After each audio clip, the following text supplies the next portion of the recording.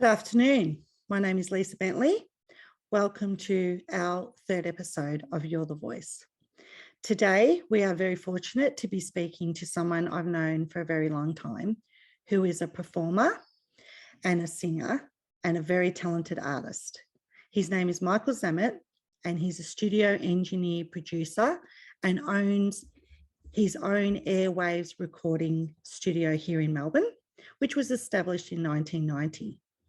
He's an active performer in Melbourne music live scene, and probably a lot of you have seen him perform over the years. He's a natural talent, and he is somebody who unfortunately has had to endure quite a few challenges throughout the time of lockdowns, restrictions, and his business has suffered as well as his mental health. So welcome, Michael. Good afternoon, Michael. It's great to see you again. Hi, Lisa. How are you? It's been a long time. It's been a long time. I miss coming to your gigs and having a boogie on the dance floor, to be honest. Well, I think we all miss a little bit of that, don't we, eh? I think it's a really important part of our lives. Like for me, having that Maltese background, you'll understand this. We grew up going to those functions and those weddings where we do the chicken dance and we get on the dance floor with our family, and it was so special, and it made you feel like you were part of something really important, and people loved to do that, and they love to be around you, and and it was all about connection. Like your grandmother would grab your hands and turn you around, and so much fun. And I think what you do is just fundamental to mental health and well-being, Michael, and it's a privilege to have you on today talking about how the last 18 months with these lockdowns and restrictions and loss of things that really matter in life have been ripped away from us. Well, it's a pleasure to be here, and thanks for the invitation. I mean, we keep saying the last 18 months for the last 5 months. It's actually been longer than that, well, especially for our industry. I mean, I can only really speak about the industry that I'm in, both the recording production, having had my own recording studio open since 1990.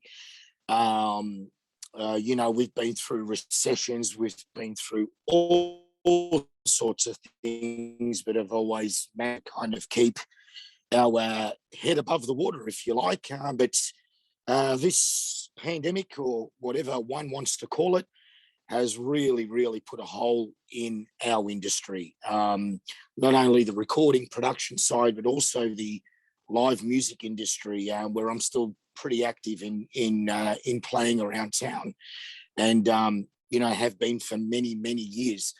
So I know that the live music industry has been probably one of the most biggest parts of your life in your whole lifetime, Michael. We're not going to talk ages here, okay?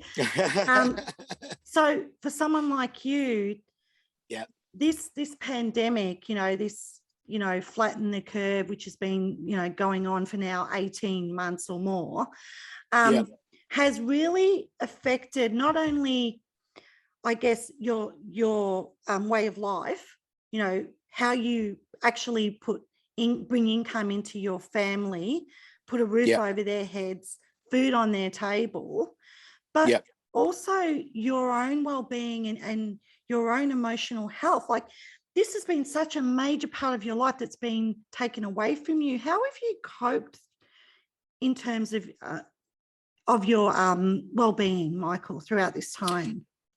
Well, let's not go back to the dinosaur days, but I basically walked out of school and walked into doing this, and this is all I've ever done.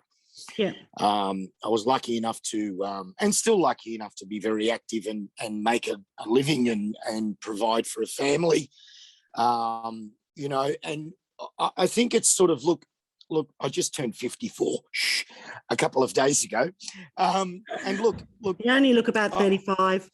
Let's do it. That's Eat your heart out. That's because of the filters. isn't on, but that's okay. But look, talking about one's mental state of mind during this whole couple of years it's been going on. Look, I've gotten to an age now where I'm grateful for what I've achieved in the industry, because making a living in the industry we are in, raising a family, is probably one of the hardest industries to be doing that in. Now, again, I'm just going to reiterate, I'm only going to talk about our industries, our industry. There are hundreds of other industries that are affected by the shutdown of our industry. Absolutely. Right?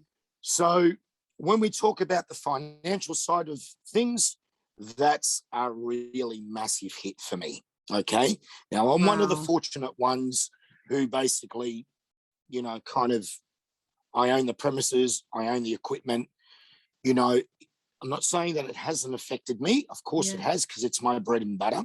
Yeah. But there are others out there who are in the same game as me, you know, had rent to pay, you know, gear to maintain, all that kind of stuff. And that, of course, when we talk about that, that all goes down the line. So if we're talking about the recording production side, you know, these guys that, you know, sell software to us, that, you know, people that we don't have money to buy that stuff anymore. We don't have money to update gear. We don't have money to service our equipment. We no longer buy that guitar a year or maintain. We haven't used our guitar strings. So what happens? We don't buy guitar strings, do we? So it just goes down the chain. Wow. And that's where it affects all the other industries. Wow. Then when we look at the live scene, I mean, I haven't played a gig in, gosh, I think over 3 months now. So you look at the venue. Obviously, the poor venue is suffering. Patrons in the venue. Most venues pay rent on their premises. They have staff. They have people who supply to them. They have maintenance people who come in and do what they need to do. It's all down the line. Yes. And unfortunately, we are always the first ones to shut down, always the last ones to open. Yeah. And you know what? We never get a mention. And that's only my industry. Don't forget, we have theatres, we have dance schools, we have singing schools, music schools, management companies, agencies, production companies that supply PA lighting, roadies. The list just goes on and on. Merchandise people, you know, like it, and it's like, it's basically, the saddest thing about it is that we actually get forgotten. Wow. I can't believe that, because you're such a big part of not just the fact that I know that you love what you do, because when I watch you perform, you absolutely shine on stage, but more than that, you project that energy onto the people on the dance floor to be able to experience that music and that song with you, you know? Yeah, so thank you. But what other people are missing out because you're no longer allowed to do what comes to you naturally and what people enjoy has really taken away people's, I guess, in some sense, I see it as something that we look forward to at the end of the week. It was a weekend gig, you know, so we got to let our hair down, meet some people, have a drink and have a dance. And sometimes that's all you need to feel good in this world, to know that you're going to have a good time with friends. And that's been ripped away. So that engagement, those relationships are something that I think need to be highlighted around what's happened here, because all we've thought about is the physical health aspects instead of the mental health aspects. And because I work in mental health, Michael, you know, I hashtag take care of your mental health first, because for me, without your mental health, without a reason to get up, with purpose, with meeting, you know, feeling like you can engage with people you love again, having a dance, feeling good about yourself, you've got to ask, what's the point of existing? Yes. You know, yes, and that's absolutely. sort of where I'm at with it. Well, for me, it's sort of like, and again, I'm talking on a personal level here, and let's go back to the live performance side of it. For me, I sort of I just feel I've lost a part of my identity of what Yes. I'm actually about, and what my whole existence has been since the age of 17, stepping out and doing this professionally. I feel something has been taken away from me that was out of my control. Yes. And I've always been in control of myself, and I've been lucky enough to be able to keep a tab on that always. But I think this time around for me has been probably the most difficult thing, is trying to establish what I actually am. Who you are. Basically, yes. So what we're talking about here, Michael, is as an individual, we all wear different hats. Okay. Yep. For example, I wear a hat of what I call I'm a mental health therapist, but that's the clinical name. I call myself a helper. I wear the hat of a helper. Yep. I try and help people. Yep. I wear the hat of a mother because I have 2 children. I wear the hat of a wife because I have a husband. I wear the hat of a friend, and I wear the hat now of a community leader because I've ran for a few elections in my time as well. So there's all these hats that we wear, and some of these hats tend to sort of give us a real clear sense of identity and self-worth. Like I'm really proud of myself for reaching out and trying to help people.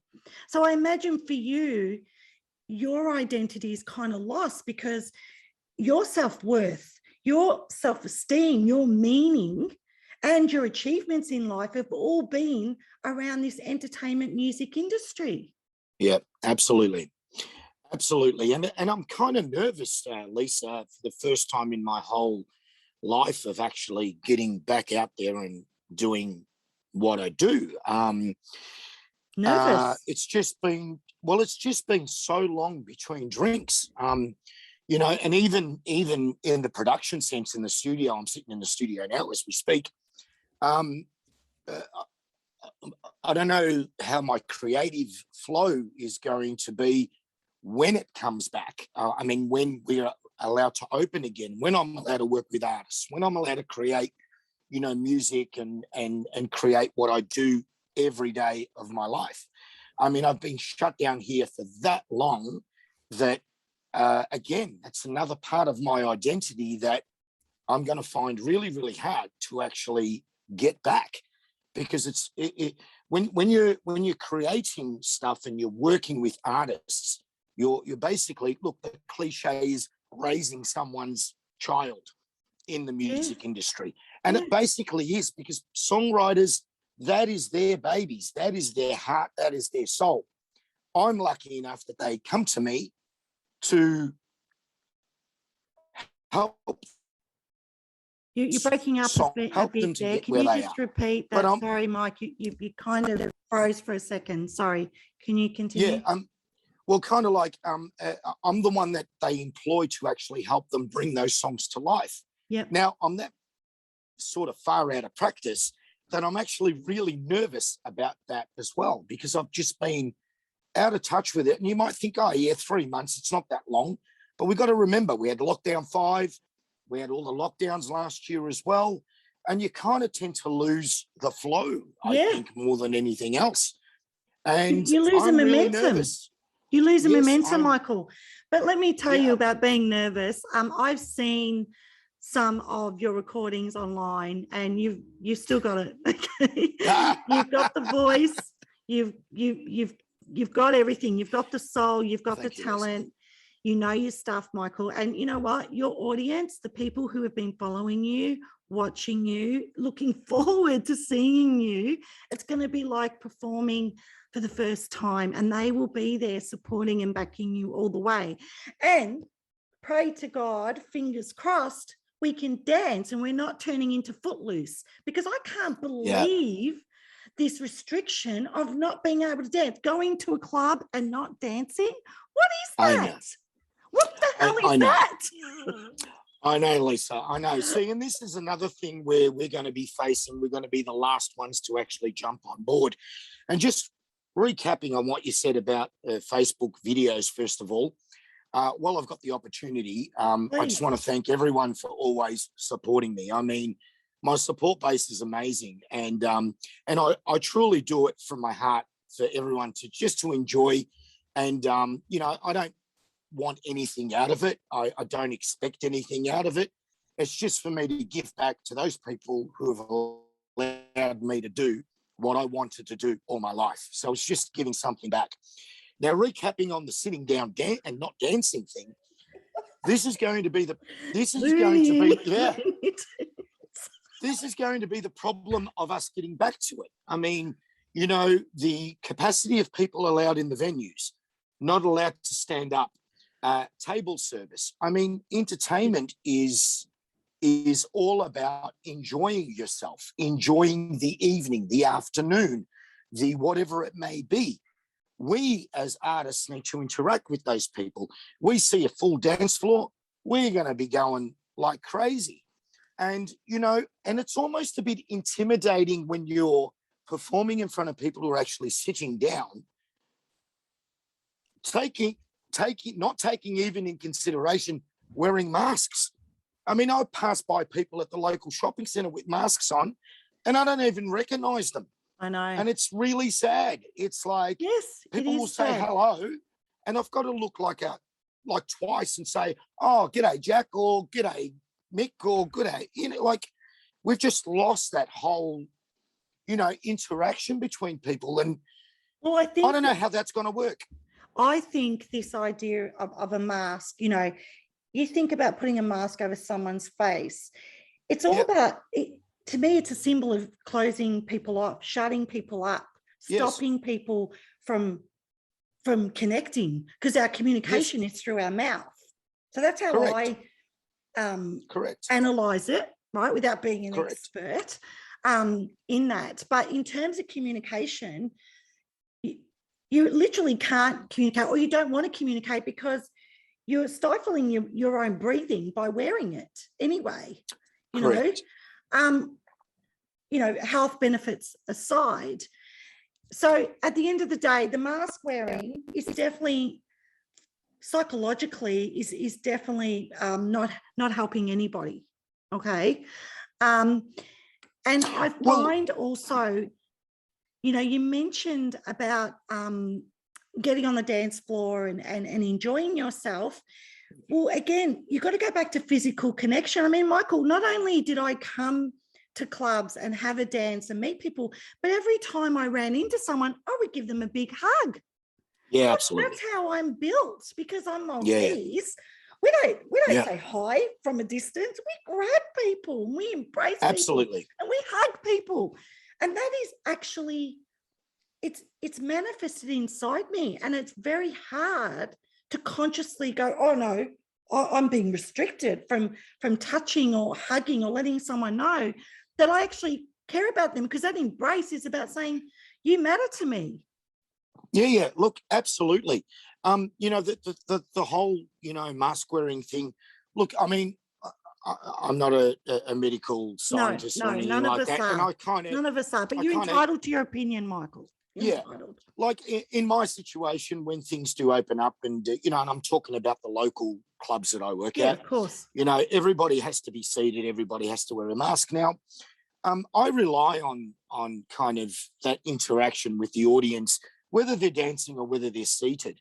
I mean, so you're going to have 30 people in the venue if we have the opportunity to play to 30 people, and people are going to be wearing a mask, and like, when you're in an environment like that, if you have your mouth covered and somebody tries to interact with you, you're relying on a lot of the lip reading, plus the emotion that the person is actually trying to relay whatever they're trying to you.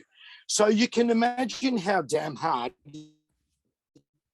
that's going to be. Someone yelling out, oh, can you play Living on a Prayer with a mask on? And there's 30 people talking and music playing in the background. That's like...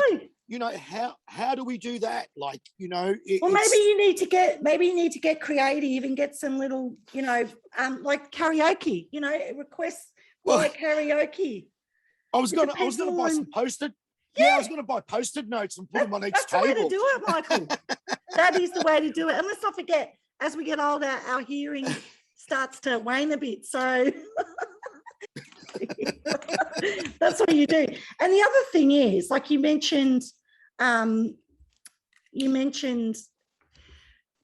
when you get back to performing, you'll have 30 people inside. The thing is, in Melbourne, once we get to that springtime, the nights get balmy, and I don't know why you wouldn't consider, where you can, performing outside, because we know that, this virus has a lot less chance of projecting out when you're outside than inside. So maybe that's something also you could consider when you start getting contact with the venues and performing again. Well, some of the venues we play at do have the facility to actually accommodate for, guests and entertainment outside. Yep. But there are others that we actually play at that can't accommodate for that. Yeah. Because obviously the space, the area they're in, and then you've got restrictions on council and stuff as well, noise restrictions and, and all that kind of stuff comes into consideration, which I think by what I've been reading, the councils are kind of easing off a little bit on that kind of whole restriction thing and giving venues and restaurants more opportunity to basically do what they need to do to survive. But, actually, who knows? Speaking of council, I heard from a councillor today who told me that there is some sort of grant going around that they want local artists to be performing, and they're going to pay you to get people out in the community again. Well, I think we need to. I think, look, being an Altona boy all my life, I'm very passionate about where I live. You know this, Lisa. Yeah, I know that. And I'm passionate about where I live too. Yeah. I know, yeah. And I have spoken to a couple of councillors in regards to this, and we are I'm trying to kind of assist in a way where I just want to get the business back to Altona, those poor cafes, restaurants, and just people out, families out to come out. We have the best esplanade in the western suburbs. I know. No doubt about it. They block off, that part of the esplanade. We've got a beautiful park in front of there. Families enjoy it. Great walkways. I mean, and maybe we can have little pockets of entertainment there. Maybe some local food vans, local ones, just to keep the money in the community. It's all about paying it forward. Paying it forward. Well, we have the facility to do it in Altona. So I don't see why we shouldn't be moving forward and trying to get this going and giving us local entertainers who have kind of contributed to the community, and the community has given us back, of course, to give us an opportunity to get everyone back together and start living a little bit again. Like, exactly. we don't have to have thousands Michael. of people there, absolutely. Not just existing. There was one politician who actually brought that up a couple of months ago, and I popped that on my Facebook. And the words were like, life is for living, not for just existing. Exactly. And I was pretty damn shocked with that coming from a politician. Yeah. So, and do you want to name the politician? Maybe not.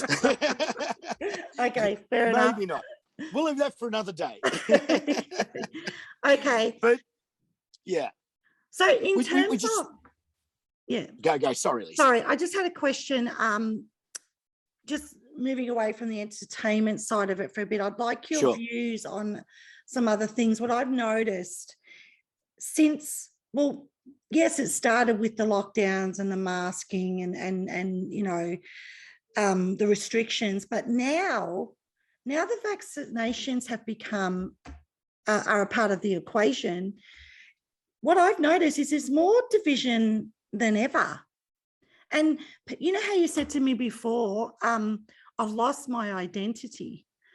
Well, you're not the only one. I have spoken to people, and what's sad about this is these people are young. They're not old like us.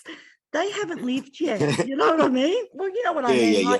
It's not about old versus young. It's not about that, okay? But when you look at it from a common sense perspective, we have had a great life. We've lived an awesome life. I think we lived the best time, Michael, right? In the 80s. We did. It was the best time ever, right? And now our kids, our grandkids, the young, enduring a time that none of us have ever experienced. So no one's got any, prerequisite as to how to handle it. So they're dealing with parents that have got a lot of anxiety, and they're living in fear, because basically what we're living in right now, in my opinion, is psychological warfare, particularly with the vaccination. So the vaccination has completely divided people between what I feel like is the clean and the unclean, okay? Yes. Or, now that they've mandated employers to force employees to be vaccinated, they're now also dividing people in their own workplace who have been in work for 20 years. Yes. I find it really sad and depleting. Yes, well, the division is one aspect of it, because there is a lot of friends that I have on Facebook that I've actually I've really seen the true colours of some of these characters. Yeah, and the whole freedom of choice has gone out the window. Now, I'm not one to judge anybody, especially in my field of work. I'm in the entertainment business. And I treat everybody equally. I don't care where you come from. I don't care what music you like. I don't care whether you've come to see me or whether you've just come to have a beer. exactly. Like, everybody for me is treated equally. Yep. But unfortunately, yes, this has divided us as a community. Now, I'm only talking about my Facebook friends that I see posts of. Now, my feed goes crazy because I've got heaps of friends, and some of the stuff that I read on there, it's like, you're really putting this on Facebook? So my whole perception of that person or those people has actually changed. Yeah. Now, I've known most of these people for a long, long time. Yep. You know what I mean? So that's one aspect of it, Lisa. Yes. But before we go on from that, I just want to clarify with you, Michael. These people you've known for a long time, okay? You obviously had really close relationships with them up until this point, yes? I know I'm still good with them. Yeah. I just have my own. Yeah. I just have my own kind of, in a better interpretation of what. Now, look, we're all where they might be coming from. Stress. Yeah, like, we're all stressed, we're all confused, we're people all living in fear. That's what I mean by psychological warfare. Okay, so yes, absolutely. What you have to understand from a foundation of psychology, I'll tell you this much. I'm not going to go into the whole psychology, the history. But the basics, the understanding of it, okay, is we were built to go into what's called fight, flight, mode when we're in danger. This goes back to prehistoric times, okay? So if people perceive coronavirus as being in danger, even though it's got a 99.97% survival rate, then their reaction to you on Facebook is going to be very different to people who perceive it as how I perceive it now, which is it is a virus, it can make you sick, but I'm not willing to live in fear. Correct.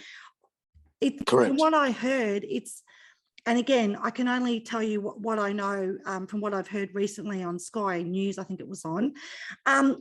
Apparently, coronavirus is number 38 of the worst causes of death in Australia or something like that. It's not even up there in the top 10, yet it's completely dominating our lives. So my question is, where's the proportionality and the balance in everything else that matters in life? Correct.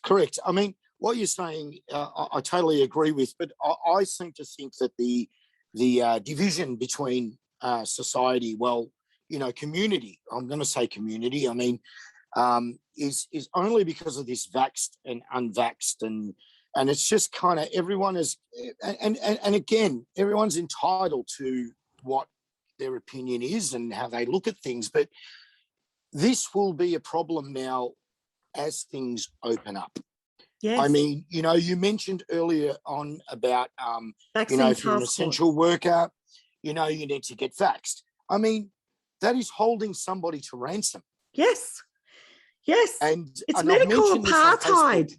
It's medical It is. apartheid. This is discrimination. This is what we're meant to be fighting all these years to stop Correct. doing. Black Correct. Lives Matter is all about discrimination, yet you're willing Correct. to discriminate against someone who is medically making the choice not to take a drug they don't want or need, Correct. or they don't understand, or they don't trust, and they've made that decision with their doctor. It's actually no one else's business.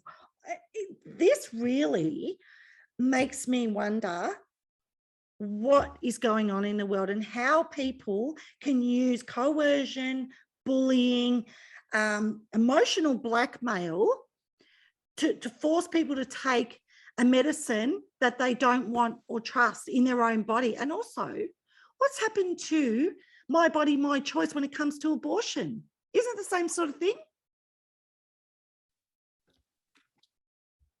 Hello? Yes, absolutely. See, I'm here. I'm here. Okay. It just keeps breaking up a little bit. Yeah. Look, absolutely. That's all kind of, it all intertwines, doesn't it, really? And yeah. And I think what the saddest thing about it is that there are a lot of people, a lot of working people in our community that have no choice but to actually work. Now, pretty much everybody I've been in contact with that I haven't seen personally, but you chat online or whatever it is, or how are you, Mick? How you doing? A lot of these people have taken this vaccination because they can't afford to lose their job.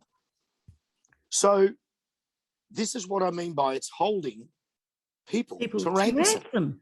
And when you hold someone to ransom, it is illegal to do that. And I don't understand how the government can actually, the state government, I won't say the feds, that's right, the state government can actually get away with this mandate. I just can't, I can't swallow that. Yes, and I'm it. on the same page as you, because what I know about it is Scott Morrison, the Prime Minister of Australia, came out on national television quite a few months ago saying, we will not mandate the vaccine. We will not force people to take it. It is a choice.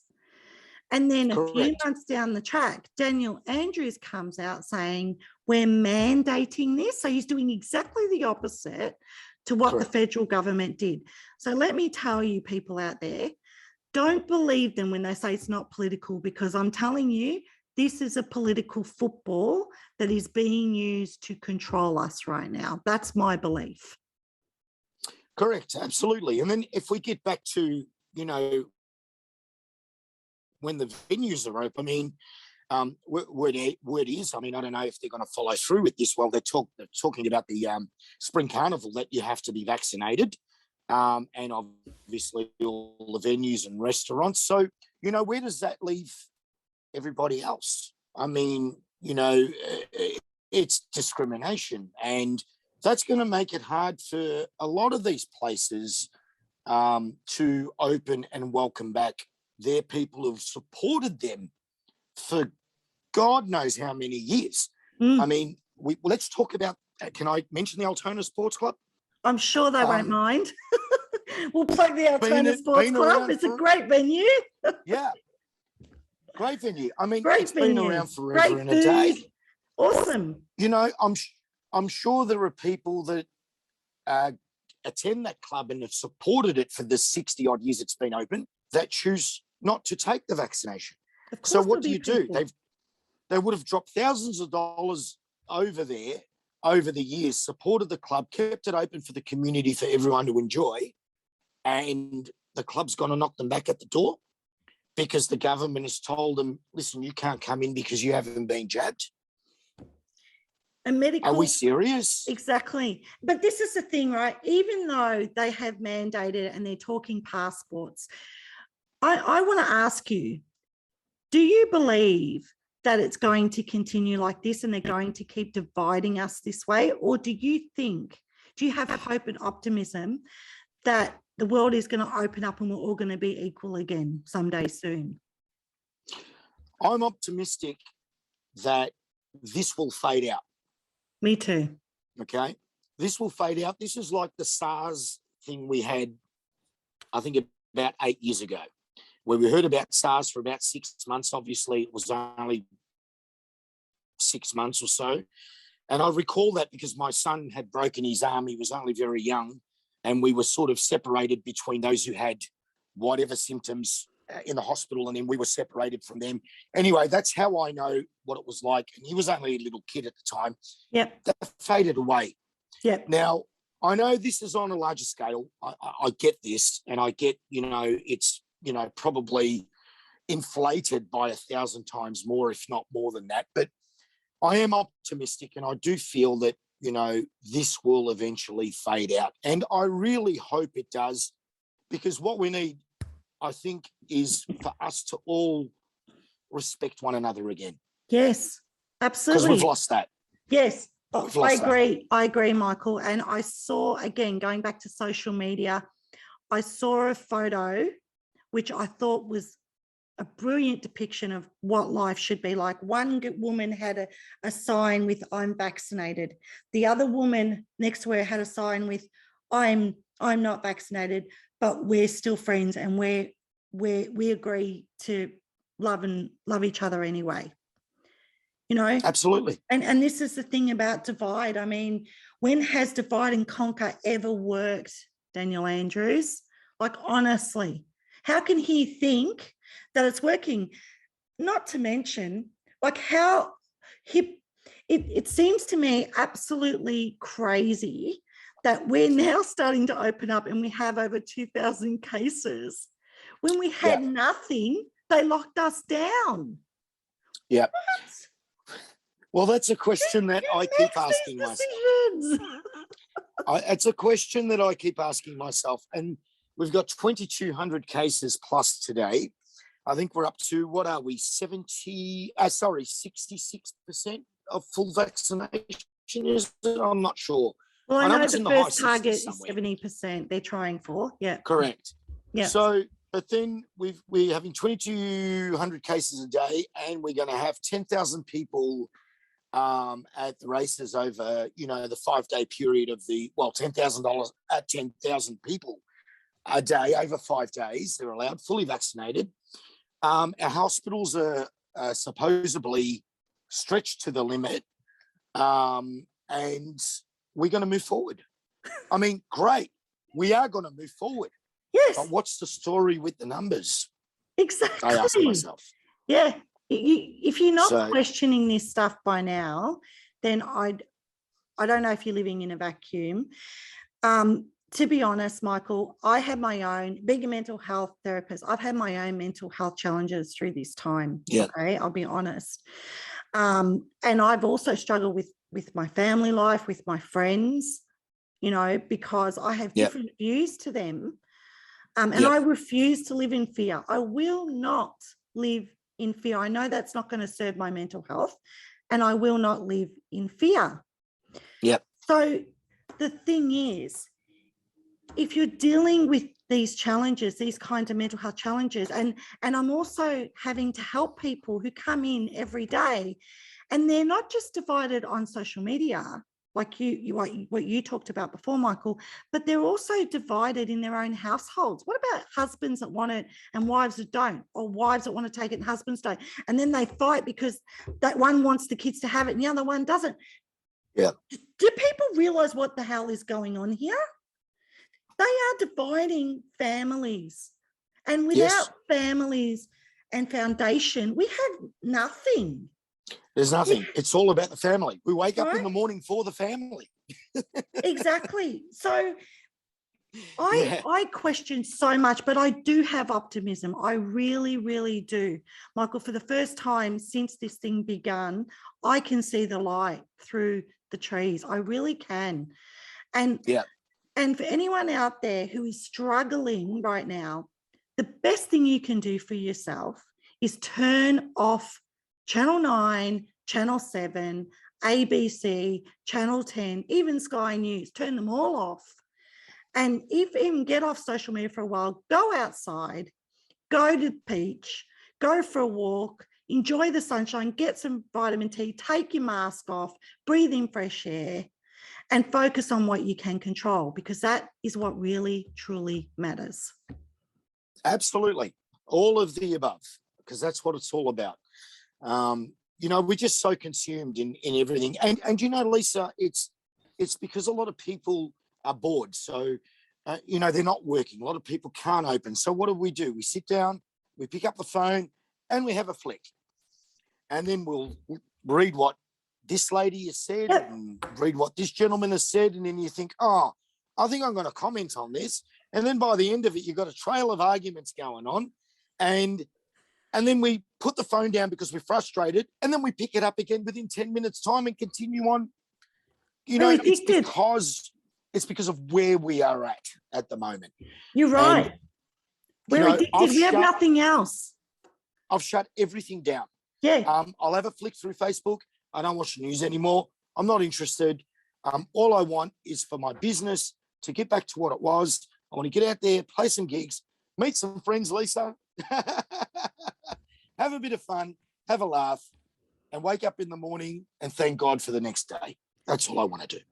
Exactly. And yeah, people are addicted to social media. We need to get back to real life. But on top of that, just around social media, just want people to know that when you do get into these arguments on social media, and I've done it too, I've lost friends over social media. People I thought were friends, like friends I've known all my life because of social media, okay? And to be honest, people take it out of context. People don't really know where you're coming from. There is a huge component of communication missing on social media. Absolutely. So if you are having an argument with someone that you really care about, that was a friend, someone you didn't want to lose, someone you thought would be in your life forever, my advice is pick up the phone and have a chat so that you can really work out what you can appreciate in each other and agree to disagree, because I'm sorry, at the moment, people need to start to agree to disagree about what is going on in this world, because we are truly divide and conquer. This is Daniel Andrews' strategy here in Victoria. Divide and conquer. And I'm sorry, but it's working. Yeah. And look, that's the humanity side of it, but he's destroyed Victoria financially. Absolutely. Him and all the ministers that have voted along with him, not just him. It's not just him, because he can't do it on his own, right? He's also got his ministers, and they're going through a corruption probe as we speak. So it'll be interesting to see what comes out of that without getting too political. But it's not just Daniel Andrews. Too late. We've gotten political. We have gotten political. Well, the thing is, Michael, coronavirus, vaccinations, lockdowns, restrictions, that's political.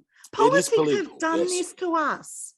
Yes. Right? Yes. No one even knew who Daniel Andrews was before the coronavirus came out. No one who really live their lives and aren't interested in politics. And believe me, there are plenty that aren't, because I know I've run in politics. There are plenty of people, I'm not interested. I'm apolitical. I'm apolitical.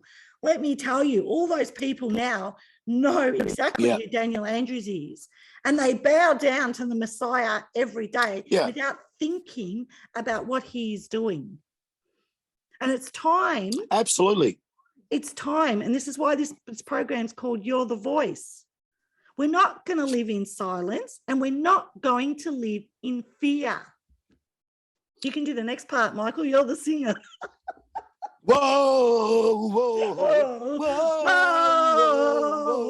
whoa. I had to think about that. That's how numb I am, Lisa.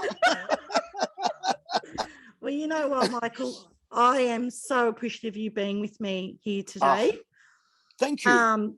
And I cannot wait to come to your gig and see you again live on stage. And I cannot wait to have a dance and see those smiling faces, because that's what life's about. That's what it's about, people. Absolutely. And thank you for the opportunity. And I was stoked that you actually asked me. And look, I hope I've shed a little bit of light on my industry friends out there. And I did talk on behalf of everybody out there, because I really do know how tough it is for us. So, folks, it's not a joke. Our industry has, I shouldn't really say the word collapsed. It's flattened. But it's going to be really hard to, it's going to be really hard to recover from this for us. Yep. So, you know, support us, folks. You know, we go and buy coffees from the local coffee shop. We go and eat at restaurants. We go and get our hair cut. Yeah, you know, when we can. When we can. So please just you've just frozen on me there. Buy a couple of beers, watch us play. You know, just as I said, just come to a venue, come and watch us play. You know, spend a couple of bucks over the bar, so that way, hopefully, you know, it can all recover again. But thank you, Lisa, for the opportunity. I really do appreciate it. Thank you, Michael, for joining me. And once again, keep smiling. Remember, hashtag take care of your mental health first, because that's what matters. Whoa, whoa, whoa. Cheers. Bless you, Lisa. Thank you. I want to write them. You've slowed down on me a bit. Yeah. Can you repeat that? You just went, you've got a bit of a lag in your area. Yeah, it went a bit funny. Internet.